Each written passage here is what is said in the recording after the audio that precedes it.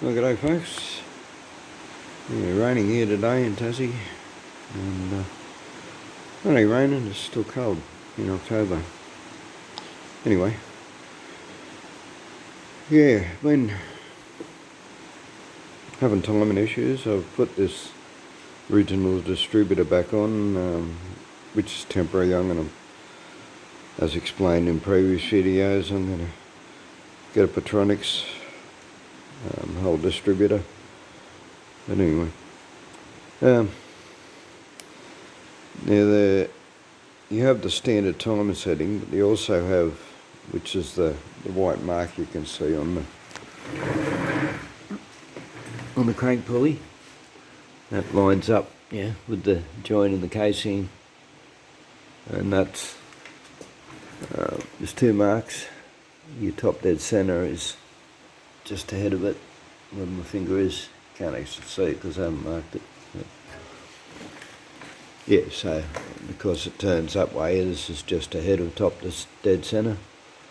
That's your standard setting for pre-start timing, which I've done in other videos, and it's also the timing without the vacuum lead. Now, because I'm having carby issues, it won't idle, so I can't really sort of set that. I basically got it at the moment. It's sort of timed by ear, with the vacuum on and the advanced working properly. It's actually around about there. It's about 12 degrees before or something. Like this timing mark is about here. So yeah, you add on a few degrees. It's probably 12 to 15 degrees with the lead on.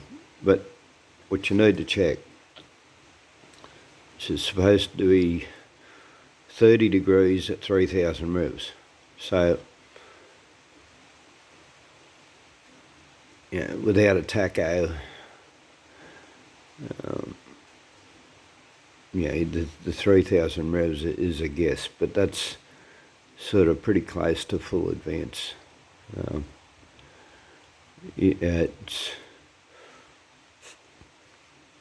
So all idle's usually around 800-900. So you go past that till it's just sort of, be sort of revving a bit, but not revving out. Like full revs on these is about 4,500-5,000 on a standard engine. So, you're somewhere in the middle, somewhere between idle and full revs. So about halfway is a guess at 3,000. But yeah, by that point, you should have full advance by 3,000 revs. So,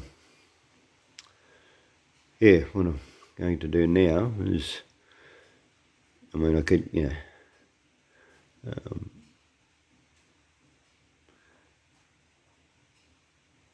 what most people would do would be to go and buy an alloy pulley with all the markings on it, but yeah, I haven't got money for that. So, I'll show you how to mark 30 degrees when you standard pulley. Right, so what I've started with, I've measured the circumference fairly close, and I've used the 5-litre putty tin to mark a circle. I've gone a little bit bigger than it, and I'll put the put the marker on the tin, like without the lid, which puts it out a quarter of an inch out from the tin, and that's sort of pretty close to the outside diameter of that. And then mark a line through the centre, like you measure what I've done. So I'll put that on there, and I've measured the centre, which in this case it's about 83 or something like that. Get exactly, so I mark the centre there, do a line through it, and see, that's only a guess as to whether it's in the middle. So then I've turned it the opposite way measured it again, marked it till I pretty much got the centre. It's raining here, it's getting hard to hear. I hope you can hear me. Right, so I've then got the set square, made sure my lines are centre. So where these cross, they should be in the centre. You can go ahead and check. You can check the measurement from all the different sides until you're happy that you've got the centre. Actually, there's an easier way to do that. Check the centre. You fold it up. Sure, I'll check my centre now before I even start marking it. This is how you find the centre of a circle on a bit of paper. Fold it in half. Exactly. Fold it in half again. Let's see how close I was. I only just sort of remembered this. It's been a long time since I've done anything like this. I'm 64 years old. School was going back. 50 years since I learnt things like this, so you forget about it, but things just sort of come to mind. Right, so that's how you find the centre of a circle anyway. So let's just see how close we were by measurement.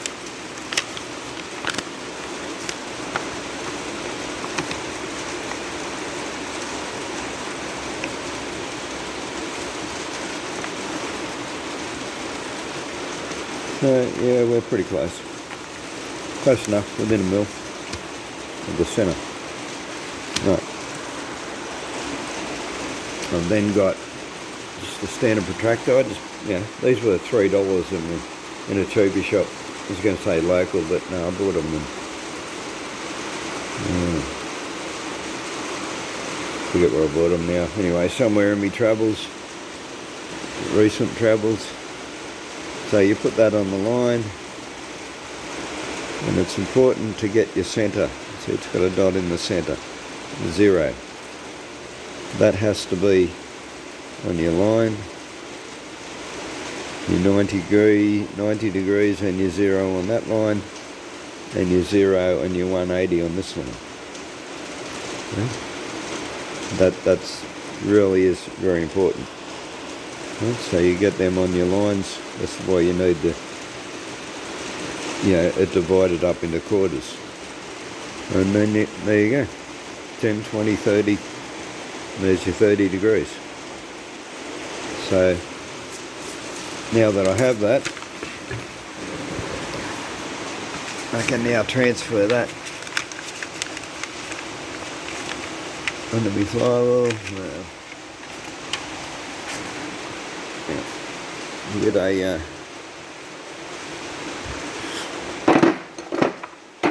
this car will probably be in gear. It's probably going to move. Should be in reverse. Because I reversed it in here. Anyway, so you got your 2 marks. That's your firing mark there. So there's your top dead centre there. So I mean, not that it matters where it is in the engine, it's just easier when it's at the top. So I'm going to get the square now and mark, because that's at the back, I want to mark at the front, so I'll use the square and then mark where top dead centre is at the front. I'm not going to do it in white, I'm going to do it in just in pen or pencil or something. I don't want it showing up when I'm trying to time it. Right, so I'll mark that. Right, we'll 0 that in. That.